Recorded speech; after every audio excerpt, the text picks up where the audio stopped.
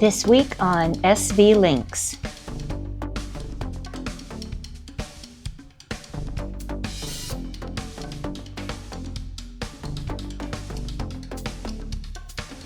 Welcome to this week's SV Lynx video. Well, last week, in addition to showing you the work we got done, we tackled the subject of our design change of going from 4 heads to 3. And we got a lot of very favorable comments on that. So we appreciate those. And so at the end of this video, we're going to take some more comments and questions. Right. So besides the people who asked or commented on the heads, we also got questions about other things. And so we'll talk about that at the end of the video. But before we get to that, let's get to the boatyard and show you what we did on SV Lynx.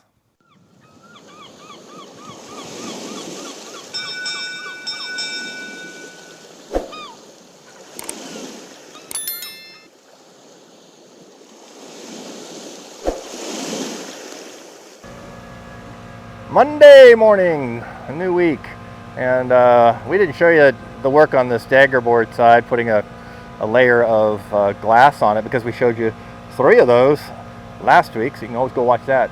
But here it is done. So we got our peel ply on here, and it's all setting up. And so what we've done now is moved up top.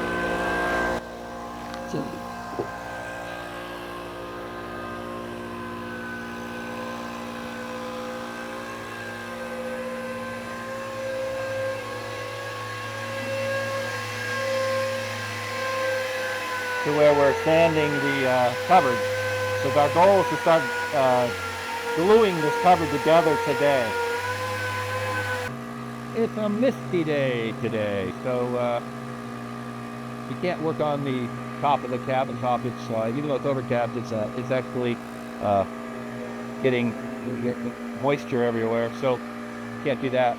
But we can work on the inside. So right now, I've got Brian in there sanding the cupboard area, and it's almost ready to go. So in just a few minutes, we should be able to start gluing in the shell. Now we're gonna do that in a strange way to get things lined up correctly. We're gonna glue them in with the faceplate there, but we're not gonna glue the faceplate on, just so that we know that things are in the right position with the face rolls. Then once they're set up, we'll slide the faceplate out so that we can get back into those cupboards and do the tabbing and glassing portions. Then when that inside of those cabinets that are all done, we'll glue the faceplate back on permanently.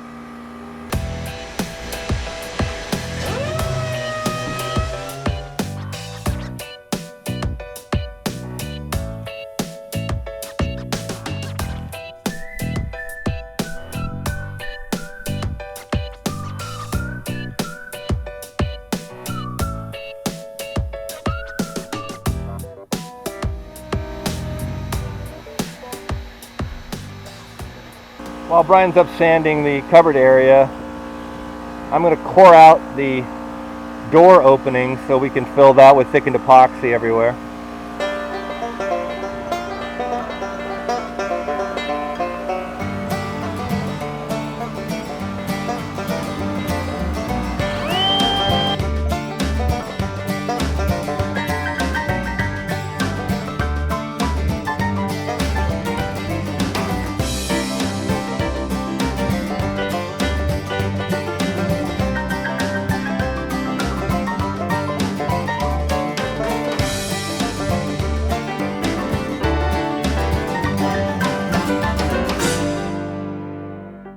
So while I'm up sanding the cupboard some more, we swapped jobs, give Brian a rest from sanding. So instead what he's doing right now is putting the cap on Daggerboard B.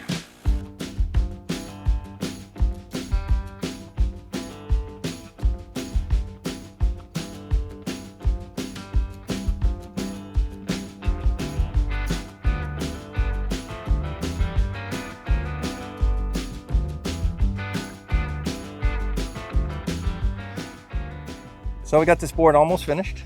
Peel plies on. Brian's just putting the last piece on over here.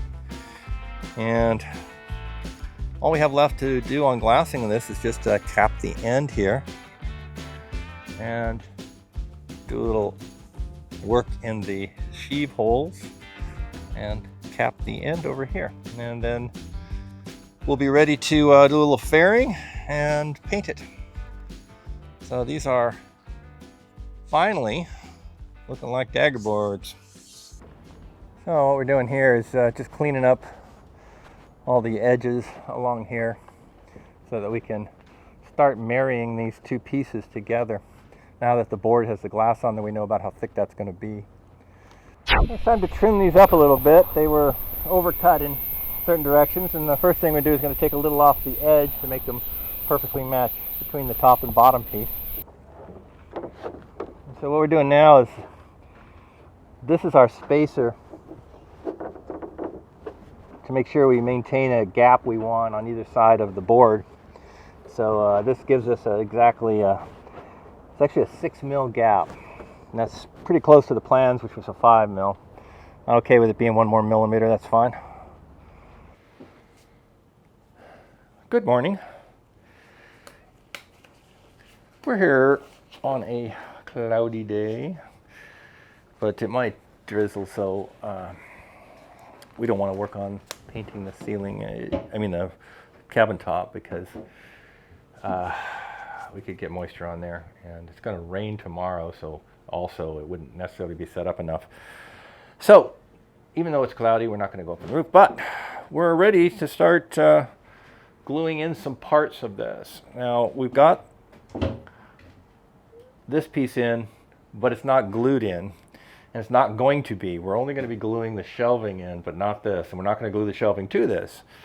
This is just purely to get things correct, and we've already got marks of where these things line up to get level. It's all cleaned up. Brian's down there mixing thickened epoxy as we speak. We've made some little support boards here for height that will get this shelf at the right height for us, and then we'll put a clamp out here and use that to adjust the height of the shelf from this side over here. And then while that's gluing, we're going to also put in the next piece, vertical piece, and we've got some clamps that we'll be using to hold that in place. So we'll get the first shelf and the first vertical divider put in for the microwave area here. Now this divider in the plans went right here, but we're not putting that in. We're going to leave this one out, and this just becomes an offcut now, because with our toaster oven sitting over here,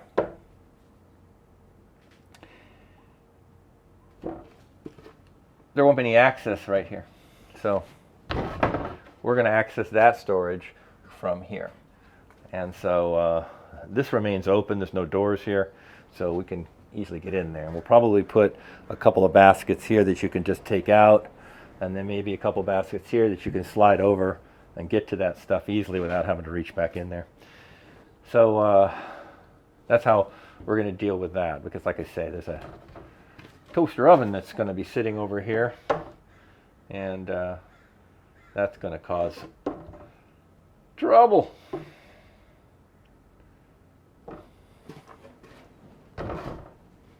Not that we didn't expect that. That's why we didn't cut this out. So, get this back where it goes. There we go. All right, let's get this shelf and vertical riser in here.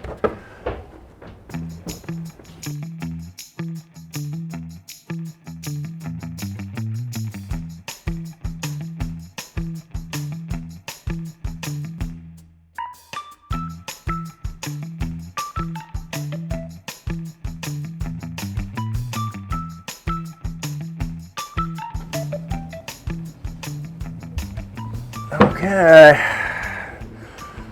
2 in. So we've got the vertical and the shelf in there. It's all lining up pretty well. All still on all the marks. So we're good. I could put a clamp here.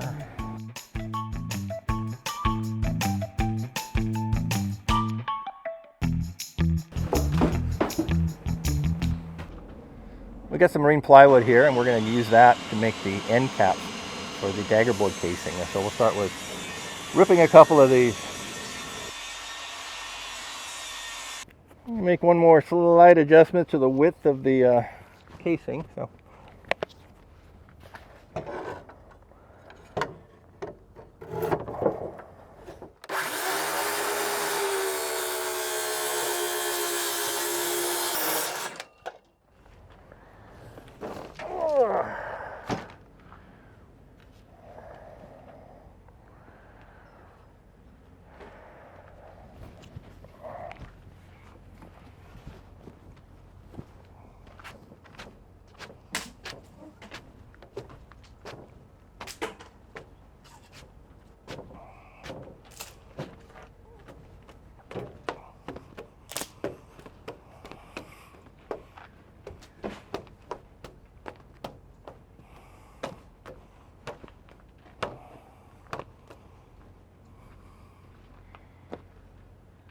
Okay.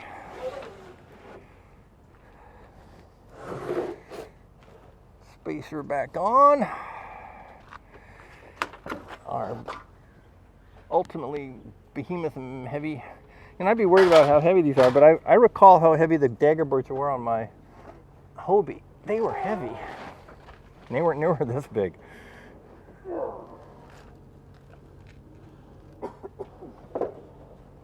Take the whole thing that way, or no? Yeah, we need to put the edge of this board back over where the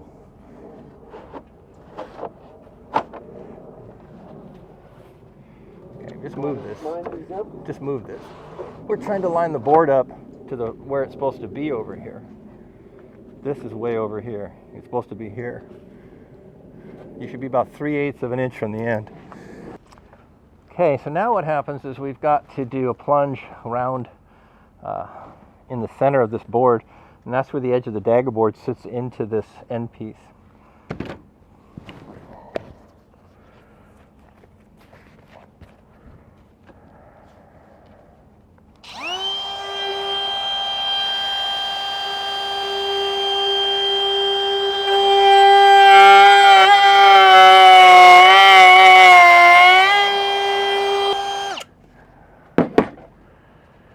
A vacuum. So that puts a little trough in here, and that's allow us to have the board have a rounded spot where it can fit into. And this will get glued on to the Western red cedar portion. Now that we got the groove cut in the corner of these, we need to round the outer corners so the glass will wrap around. So let's do that.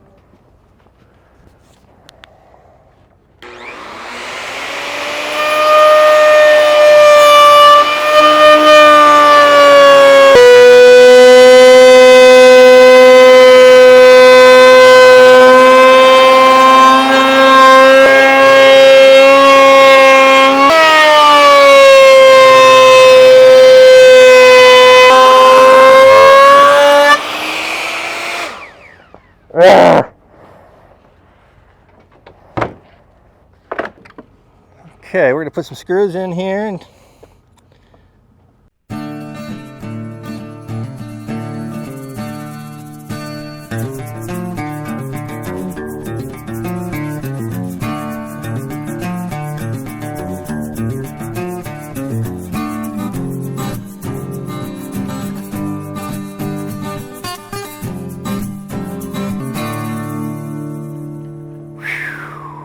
now, time to test this. To do that, the doors are too long to raise up and down, but we can raise the case up and down. So we're going to set it over where we can do that right now. Shall we just take it as is over there? Yeah. Oh my God!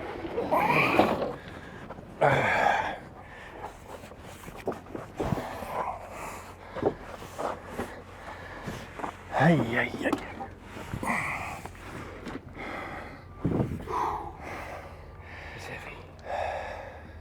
That's where it goes in the boat, right? We don't have to move it again.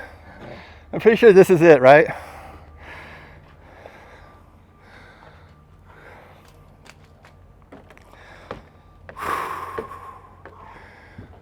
Okay.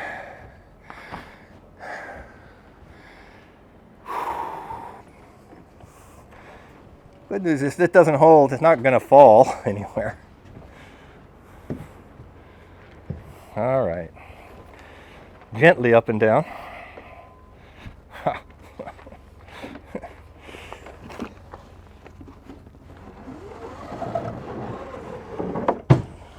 There it went. Yeah, we hit it.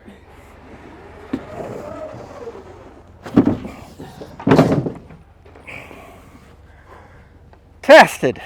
Works. No problem.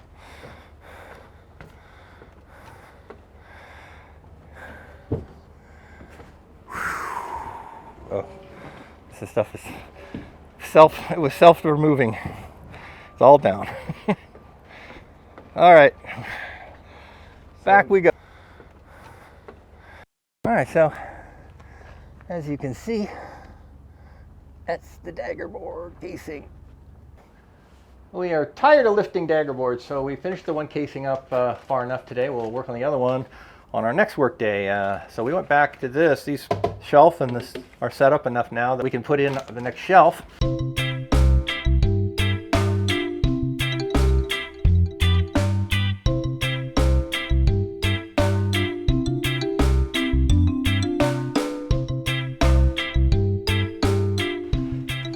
Okay. Ready to rumble.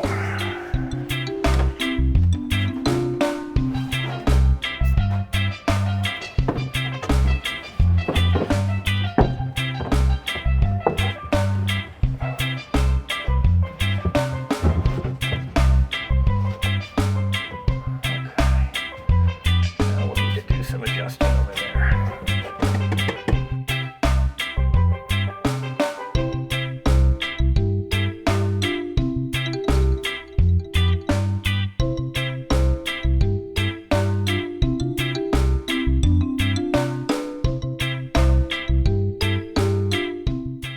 We got to prep for rain because it's going to rain tomorrow. Just a few showers, but still we have to kind of get it ready for that. 24%.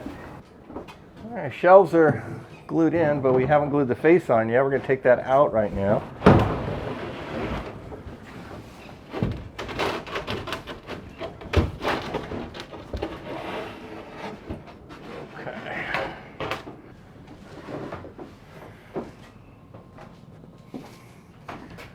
And this is why we did it this way, because now we can get in here to do all our work we want to do for tabbing inside of here without having to come through tiny little openings. So we can get this all set, and then we'll glue this in, and we'll have to do any last amount of work for those little openings, but at least we can do the majority of it like that. All right, so we can measure for tabs. We'll start with the bottom shelf and work our way up. Let's tab these things in.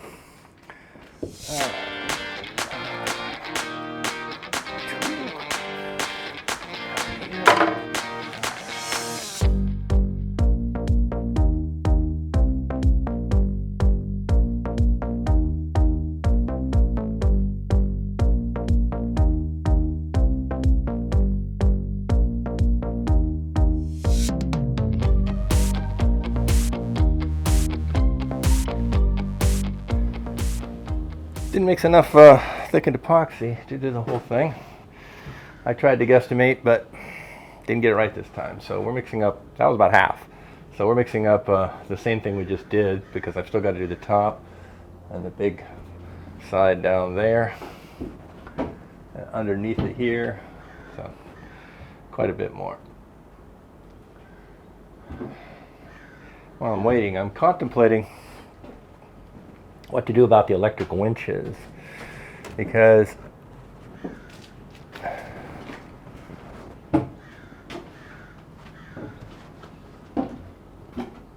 they're going to sit down this direction right here. They don't go quite this far, but something like that. Maybe 4 inches short of that, or 100 millimeters short of that. So what I'm thinking about doing is putting in a low divider right here like this. That way anything I put in here isn't going to slide over to where those winches are.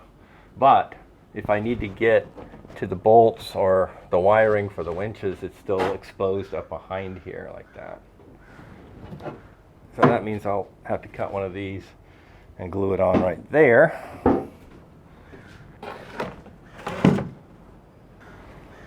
Unfortunately, this one is just on the other side of this wall. So there's a wall here, and this comes down here, and the refrigerator level's down here, so it doesn't run into that, and it doesn't run into the wall. The other two are no problem. They have plenty of space over there. So this worked out in spacing so that the electric motors can go down. This one's going to be an electric motor for sure right off the start.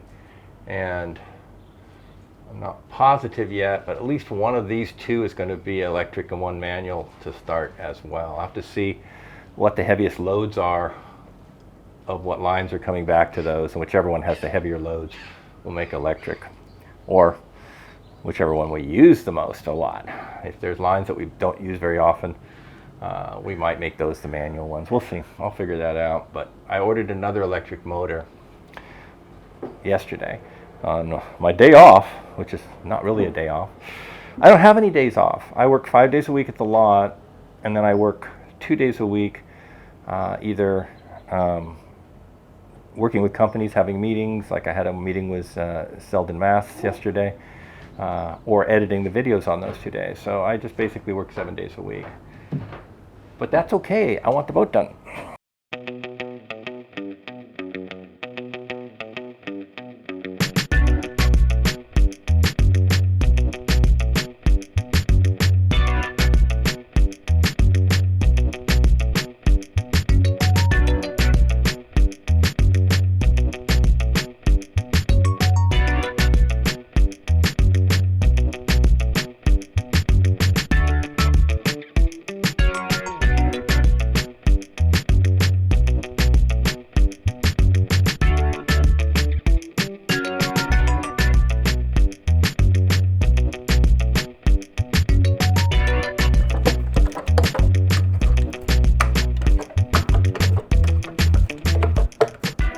So all of our cabs are in everywhere.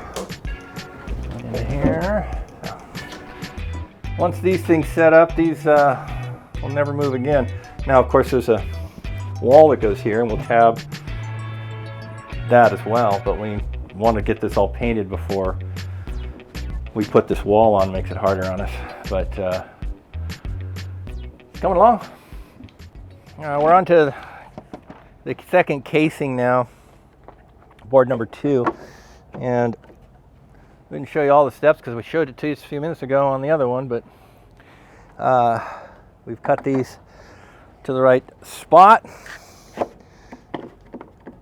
Now we're just clamping these together so we can get a good measure.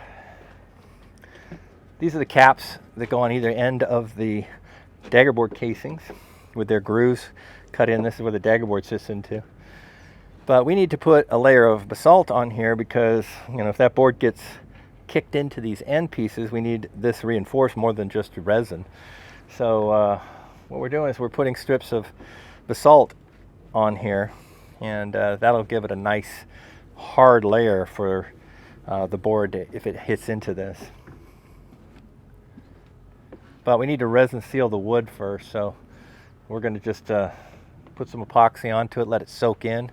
Once it's soaked in, we'll put another layer of epoxy on, and then we'll start putting the basalt onto it.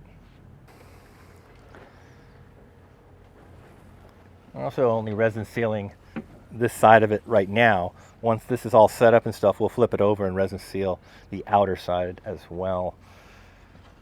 Now the outer side gets big wraps around the whole daggerboard casing to like strapping it, so that if there's any pressure from it hitting something, you've got that very thick layer around the outside to keep that daggerboard casing from being tweaked.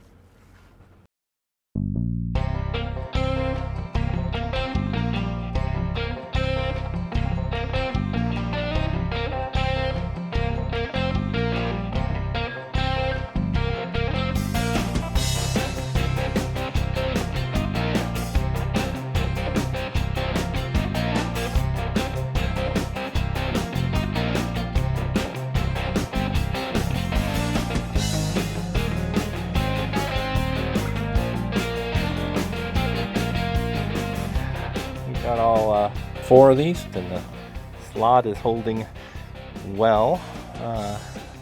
We're a little concerned that we're trying to lift on there. We need that dip, but it's holding quite well. And this is thick basalt. This is 600 grams, so this is very thick. It's going to be a lot of strength in there. So anything trying to push on that edge.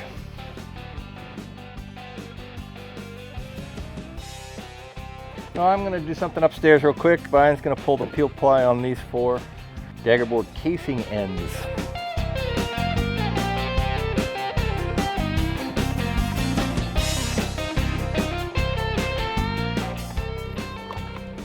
You want these trimmed off? Yeah. The fringes?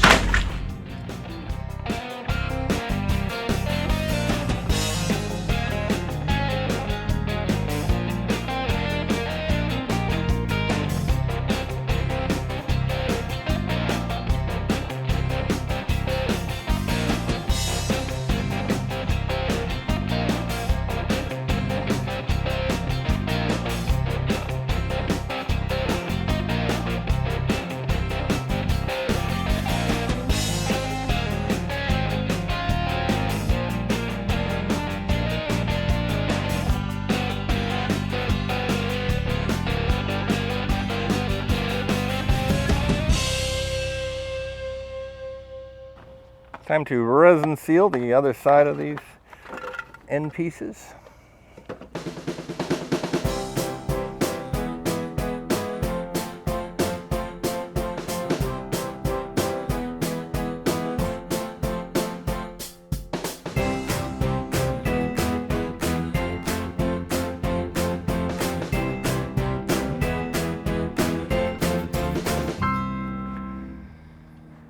All right, well, let that soak in for a bit and on to the next thing.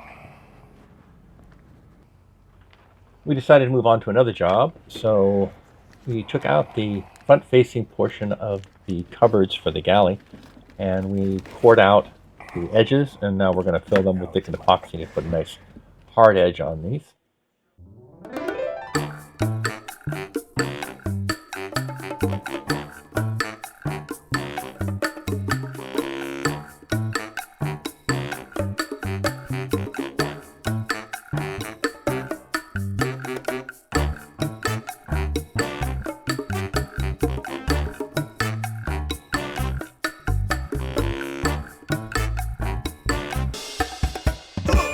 Time to get some super build up on top of this ceiling here in the salon. Now, we're just going to put one coat on and let it show up any small spots that we still have to fix with fairing. Then we'll fair that, sand it, and do more super build. So this is sort of just a layer to show up where else we have to do fairing.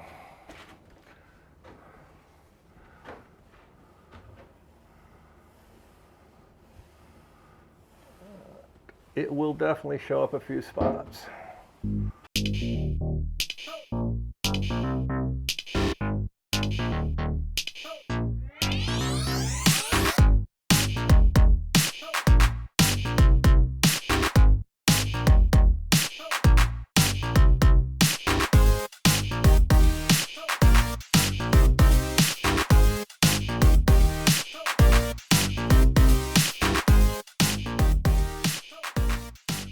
Okay, one coat of gray and yellow super build.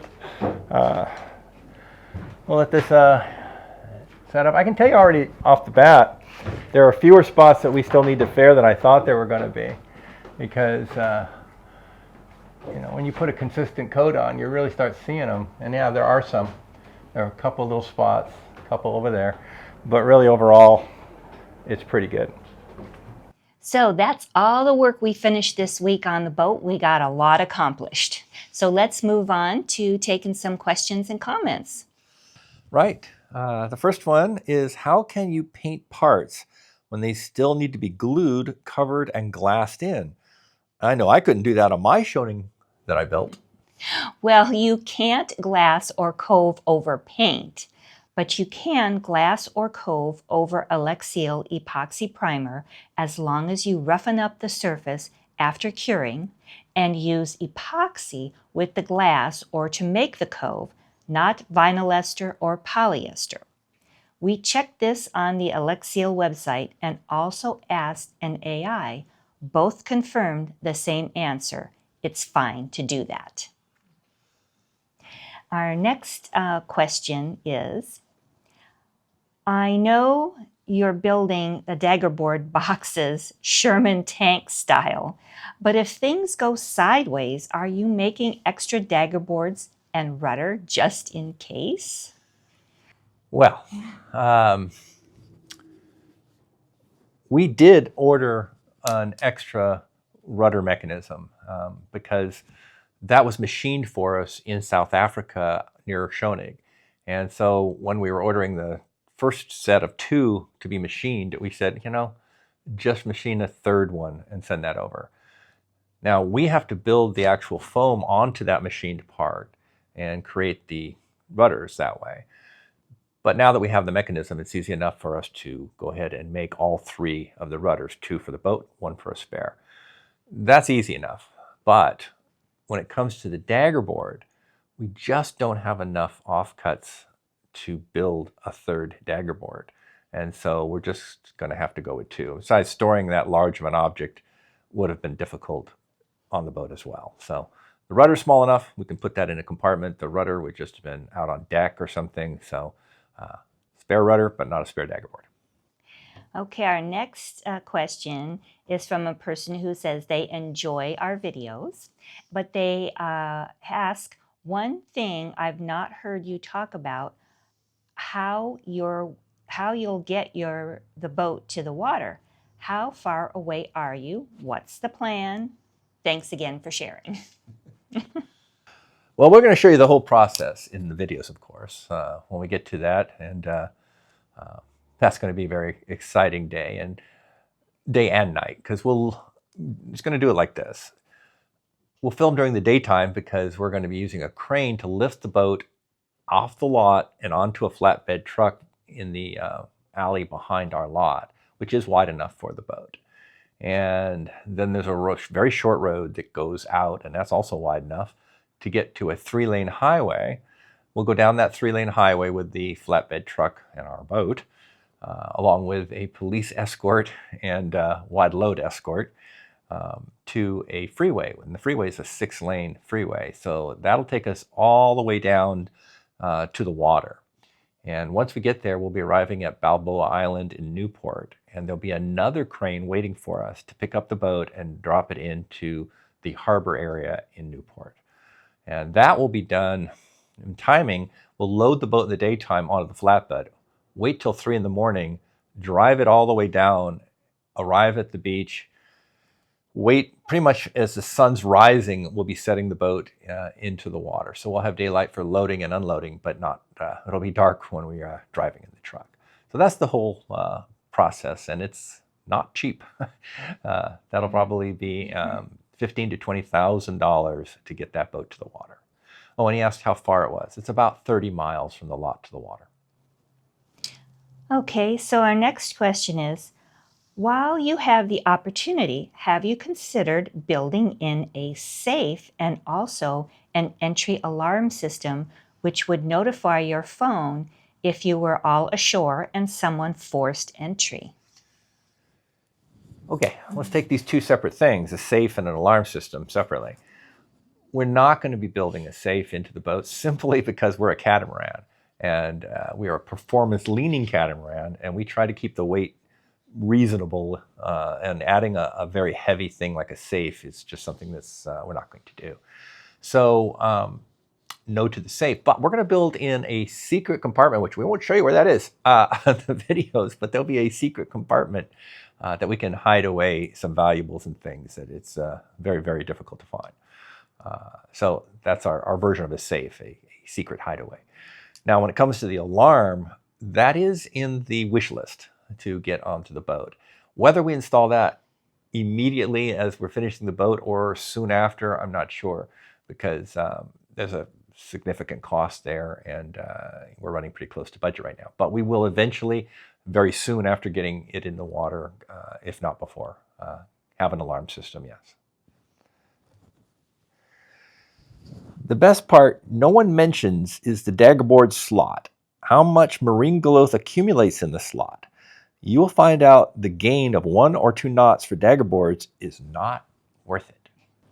Well, thanks for pointing out one of the cons for Daggerboards that we forgot to talk about. So let's go over that now.